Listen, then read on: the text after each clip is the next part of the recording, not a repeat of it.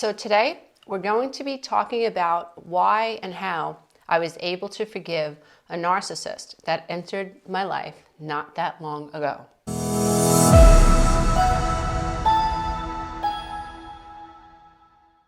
So when we're talking about those people out and about who suffer from narcissism or who have narcissistic personality disorder, we're talking about someone who lacks empathy. We're talking about someone who feels entitled to exploit the emotions of others. So we're talking about entitlement, exploitation, and this idea that they lack empathy. So they're empathy impaired. Empathy is that emotion that keeps us in check as human beings. If I know that speaking to you a certain way is going to hurt you, and I can have an emotional, empathic response to you, then that will prevent me from wanting to hurt you. When we have empathy for other people, we can imagine how this other person feels. We have a visceral response to, oh, that person's in pain. We don't derive pleasure from torturing people emotionally. We don't feel entitled to exploit the vulnerabilities of other people. When you're dealing with a narcissist feels entitled to exploit the vulnerabilities of other people. When it comes to feeling vulnerable, a narcissist despises the idea of feeling vulnerable. And that's why, in my opinion, what I've noticed in my life professionally as well as personally is that narcissists have this eat or be eaten attitude. You might know a narcissist who feels entitled to steal. You might know a narcissist that feels entitled to lie. You might know a narcissist who makes excuses and feels entitled to cheat on their spouse. You might know a narcissistic mother or a narcissistic father who feels entitled to exploit the emotions of their children, who lack empathy for their children, who feel like their children are extensions of them, and that their children deserve to be treated poorly for whatever reason. A narcissistic parent can rationalize abusing their child. And so when we come up against these people in society, we often don't realize it until it's too late. In the beginning of a relationship with a narcissist, you will be idealized. Like, they make you feel seen.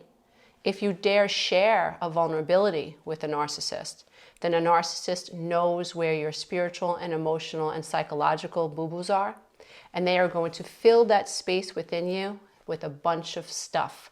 It's all fluff. In the end, you'll realize that it was all a bunch of malarkey. It was all a bunch of lies. They got you to attach to them, but they never attached to you. Why? Because attaching to you makes them vulnerable. Trusting you, letting down their guard, makes them vulnerable. And a narcissist exists to not feel vulnerable. When narcissists lie, they feel in control. When narcissists cheat, they feel in control. When narcissists gaslight you, mess with your head, get you to question your reality. When they call you crazy. When they accuse you of being gay. When they accuse you of being self-righteous. When they accuse you of exactly what they're guilty of, they will maintain control. Now, the reason I mention they'll accuse you of being gay is because this recently came up in a relationship with someone that I know. This person's wife actually accused him of being gay because she didn't want to have sex with him. And so she had her own agenda, her own ulterior motive, and things were going on behind closed doors and behind the scenes that her husband knew nothing about. And to add chaos to the confusion and to add more confusion to the chaos, what she did was she accused him of being gay. And according to this person, and from what I can see, this person is not gay. But my point is that it's a form of gaslighting. It's meant to confuse a victim of narcissistic abuse. When you're dealing with the narcissist, you don't know it in the beginning. They are charming. Sometimes they hit you with a sob story. And if you've got a charming narcissist who has an incredible sob story, it's a recipe for disaster. If you've got a woman out there who is charming you up and you're a man, and she's charming you up and telling you how beautiful you are, how handsome you are, and at the same time she's, counterpunching you with the sob story, you might want to take care of this person. You might feel seen by this person, understood by this person, wanted and validated by this person in a way that you've never felt before. And the double whammy is you have someone to save. You have someone to rescue now. And you can feel good about yourself because now you are being needed by this person. But you won't know until it's too late that you have been hoodwinked by a narcissist. If you are a female and you are being charmed by a seductive, charming, narcissistic man who is telling you that you are so beautiful. One of the things that I remember a man saying to me was, "Does your husband know how lucky he is?" And I was like, me? You think that my husband would be so happy and so lucky to have me? I remember what it felt like to feel seen. And it can be seductive for a woman to feel seen by a man, especially if you are in a dysfunctional marriage, and it's something to be aware of. But if you're a woman and you are suddenly being hit with flattery by a man, and then the double whammy is that they also have a sob story, this too can be a recipe for disaster. Oftentimes we find ourselves listening to sessions like this or podcasts like this or reading blog posts about this type of a topic after we've been sucked in by a narcissist. We've been chewed up and spit out. And we come to social media, we come to specific platforms and support groups as a way to try to make sense out of what has just taken place. And so if this is you, my heart goes out to you, but I encourage you to stick with it and stay on the path because things do get better. Now, getting to the topic of this session, why and how did I forgive a narcissist that infiltrated my life? There is someone that I love who's very near and dear to my heart who has been struggling with codependency and codependency symptoms and traits since for as long as I can remember. This is someone who tended to want to rescue women. This is someone who had tremendous empathy for women. This is someone who wanted to feel like he was on the same page with a woman. And so feeling connected and bonded to him as a man was very important. And regardless of how often I would say, maybe you want to look at this, maybe you want to look at that, and maybe this is a symptom of codependency, regardless of what I would say, it was kind of brushed off. And eventually in time, you get the message. I'm not this person's life coach. And so it wasn't my place to life coach him. And then one day, this person that I love, who's near and dear to my heart, brings to my home a woman who appeared to have high narcissistic traits. There was a sob story involved. There was a lot of flattery on her end. There wasn't a lot of proof to back up her claims. A lot of her stories seemed to have a lot of holes in them. And when you asked for evidence, you were accused of being too critical. You were accused of being too judgmental. Now, the person in my life that I love took offense when my family and his friends asked certain questions. He literally took offense. And he decided to side with this person who seemed to carry high narcissistic traits. An attempt was made to suggest that he not speak to certain members of his family. An attempt was made to isolate him from his friends. And in spite of these signs, the person who with high codependency traits was unable to see the signs that everyone else saw. He had been hooked in really good. For about a year, he had been flattered, he had been love-bombed, and he had been lied to, and he had no idea what was going on. There was a lot of future faking with a narcissist, talking about when things are going to be great, their life, their future life together. And so he was invested in a future that this narcissist helped create. And he was emotionally sucked in, psychologically sucked in, and then he protested and tried so hard to get everyone to believe in the truth of their relationship. And some people stood by him and other people said, no, I just absolutely do not believe that this relationship is on the up and up and this person is who she says she is. I am someone who let go, and I am someone who said it is what it is. And this person is going to be involved with this narcissist, and I'm going to hope for the best.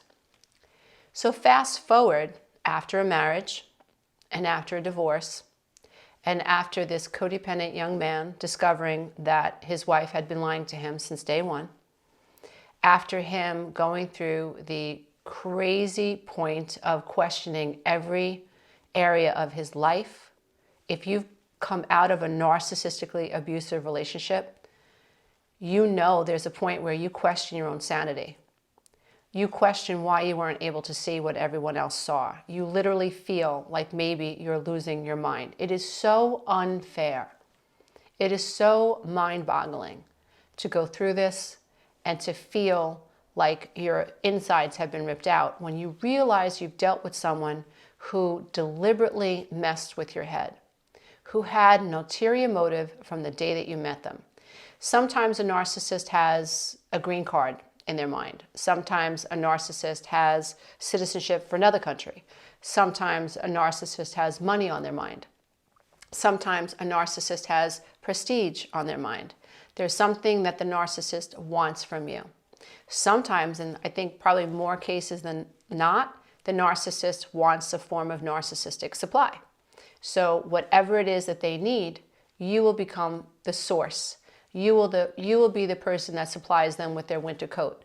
You will be the person that supplies them with an airplane ticket. You will be the one that supplies them with the energy they need to feel dominant as human beings. Whatever it is, you will become a source of narcissistic supply.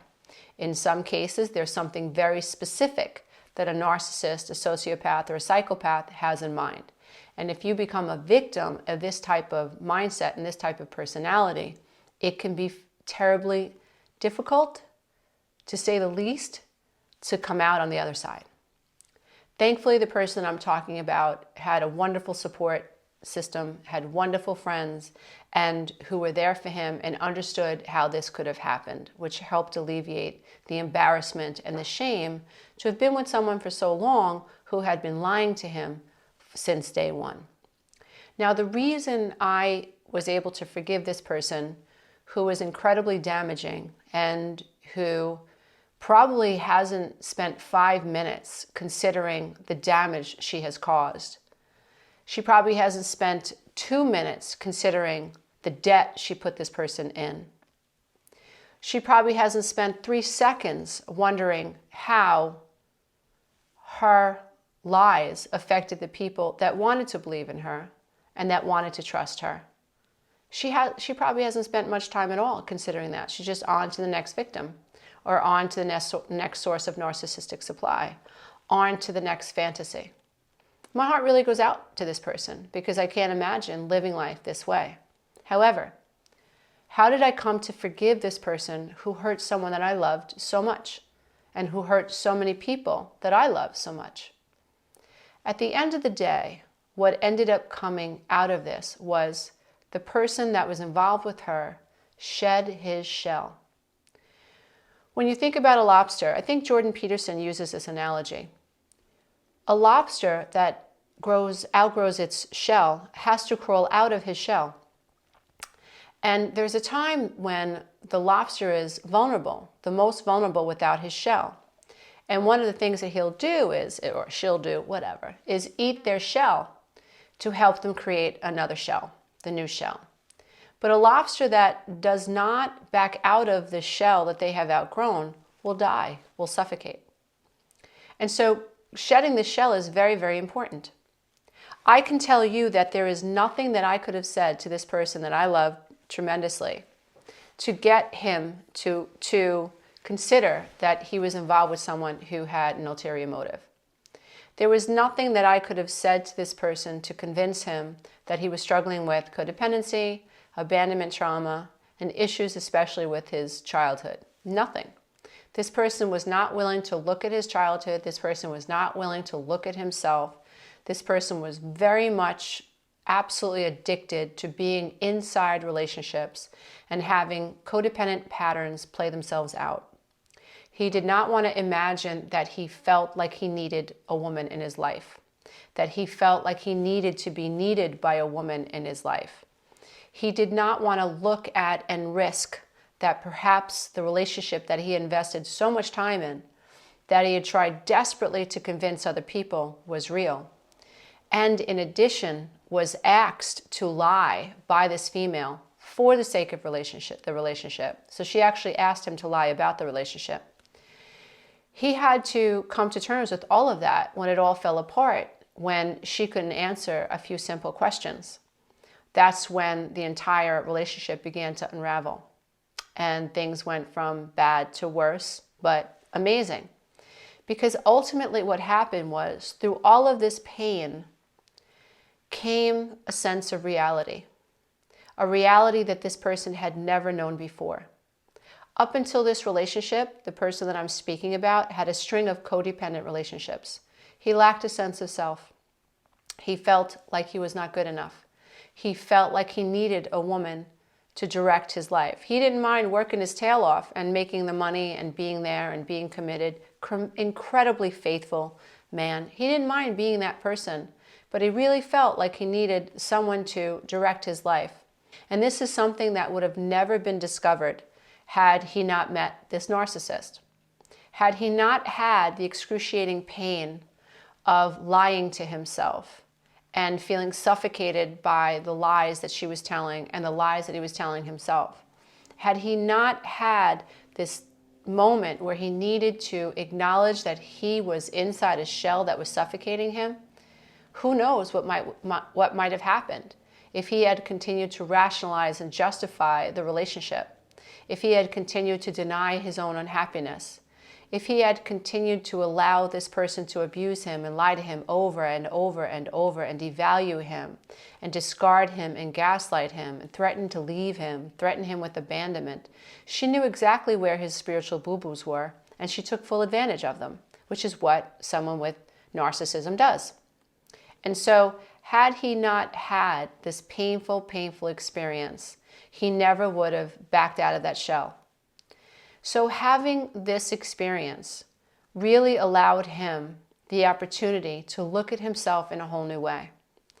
It was so blatantly apparent that he had been used, that he had been abused. He couldn't deny his part in it. He couldn't deny that he denied himself. He couldn't deny that for years he had denied his true feelings. That for years he felt like she was lying to him, but he denied it.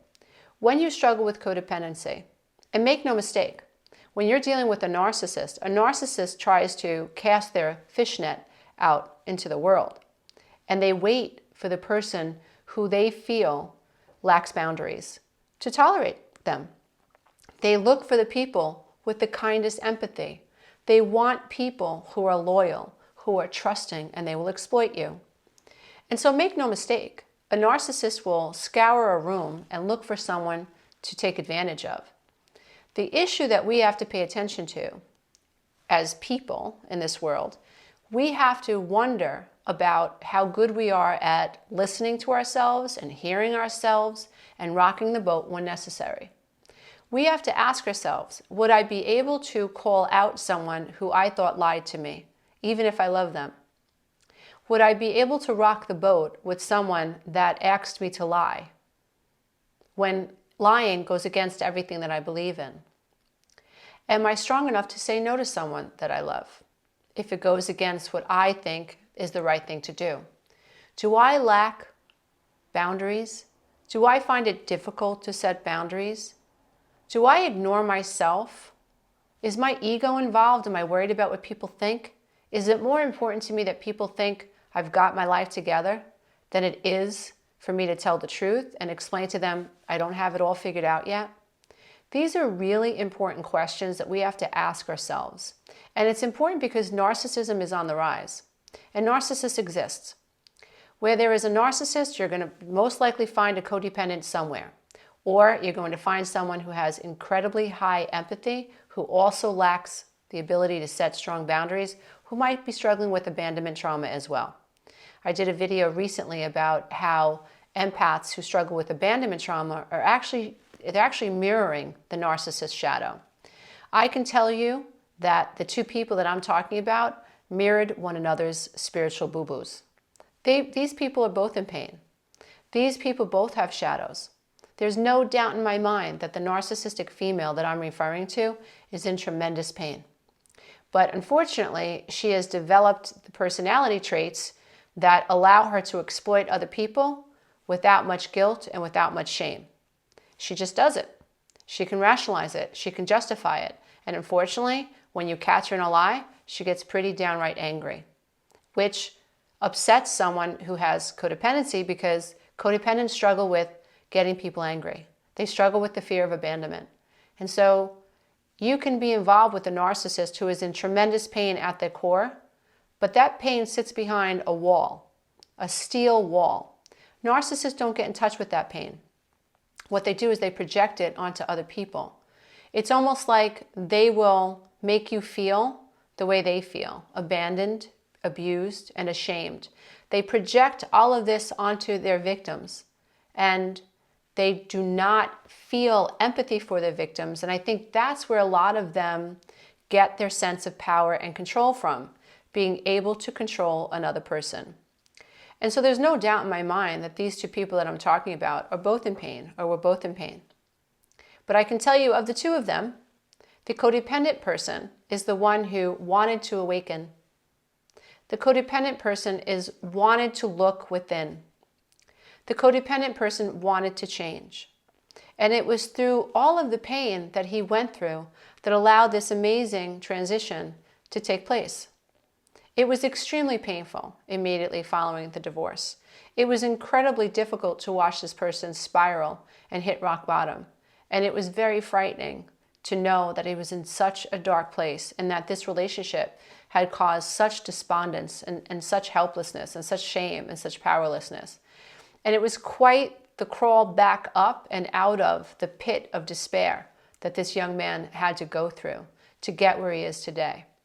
And I'm happy to report that he continues to make strides. He continues to make gains. Still has work to do, but at least he's aware of his codependency. At least he's aware of his shadows. At least he's aware of how he got where he got. So I'm thankful for the narcissist that infiltrated our life. I'm thankful for the narcissist. And it took me a while to get here, because there was a point where I was absolutely, completely full of anger at the idea that anybody could come into someone's life and abuse them the way she did, lie the way she did, justify the way she did, abuse and use people and just take and take and take. I was so angry for a while. But I started getting sick, and I realized that I was trying to control a situation that I could not control, which is spiritual death. When you think that you can control something that you can't control, it's spiritual death. And I'm always looking for ways to evolve spiritually, emotionally, consciously, cognitively. I want to make sure that I'm not coming purely through the emotional body, because that to me represents my 3D body. It represents my physical body. And this is the densest aspect of me. You and I are so much more than our emotions and our 3D physical body. And if we focus on our consciousness, if we focus on evolving, if we focus on detachment, if we focus on letting go, then we can continue to evolve consciously, and we will stay on the path to enlightenment. Ultimately, we discover that it's not our right to control things that we can't control, and that people come into our lives to teach us things about ourselves. So in this situation, I think that both people mirrored one another in a very dysfunctional way.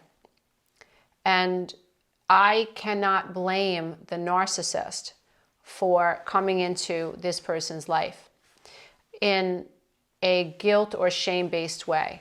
This person has her own demons to work out, and it's my hope and my prayer, and I pray almost every single day, that this person finds a way back to the self, that this person finds a way to heal whatever it is that causes her to behave this way, which is going to be a very tall order.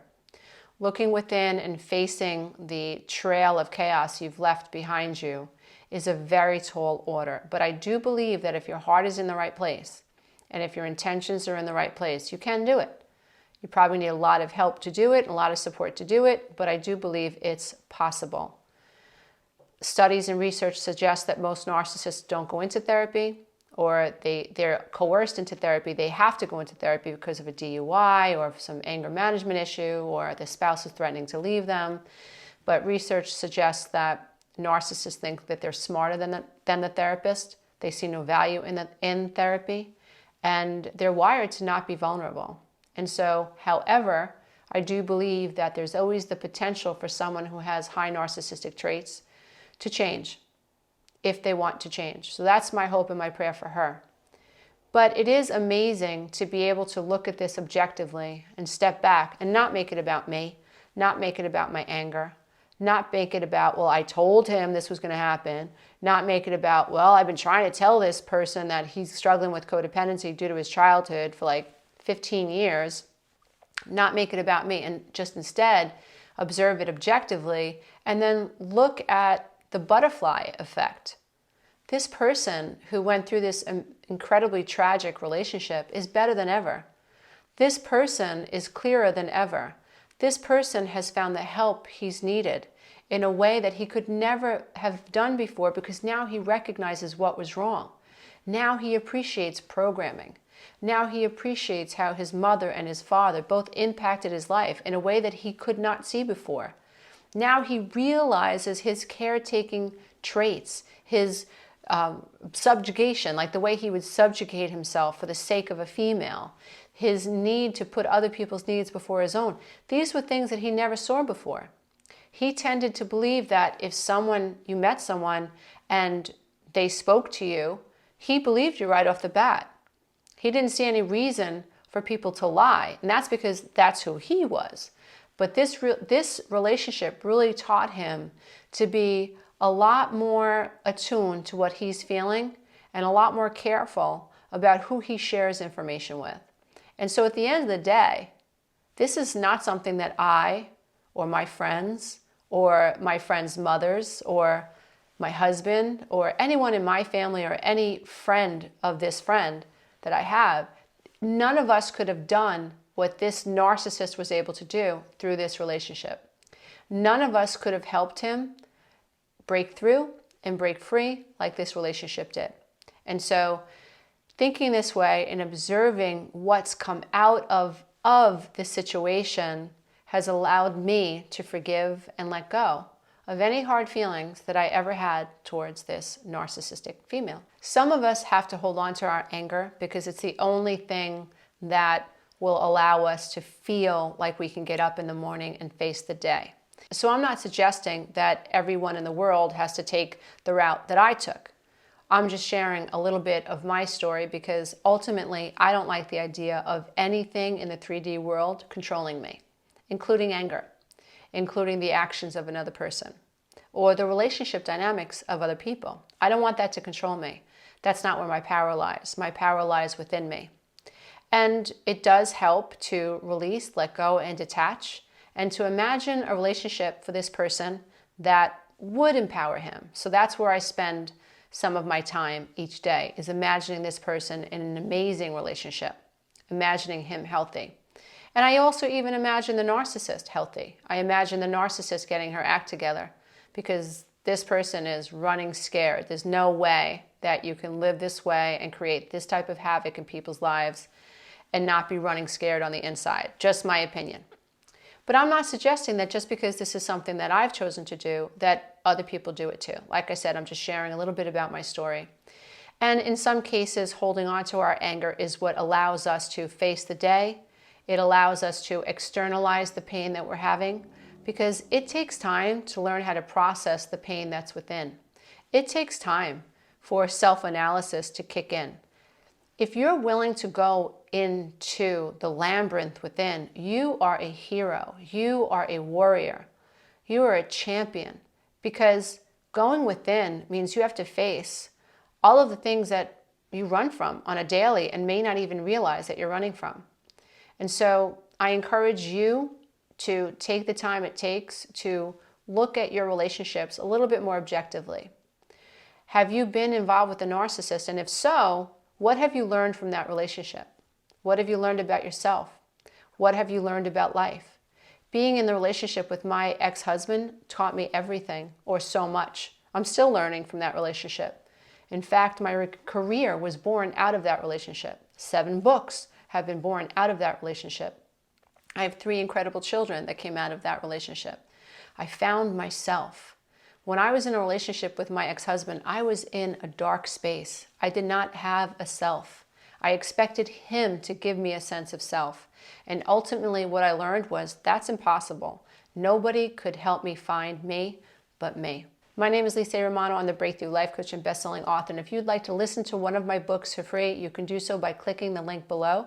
If you would like to participate in the on-demand 12-week Breakthrough Coaching Program at 50% off, yes, just click the link in the description box. And if you are interested in joining my Breakthrough Warrior membership site where I give a live Q&A each month, yep, look for the link in the description box. Namaste, everybody. Until next time, be careful out there, and please never forget to think. Bye for now. If you love this content, check out the next video, and don't forget to click the link below so you can take the codependency quiz. It's not uncommon for someone with codependency to look for someone to take care of, to look for someone to fix, to look for someone who has a multitude of issues so that they can find their way into their lives and figure out how to fix them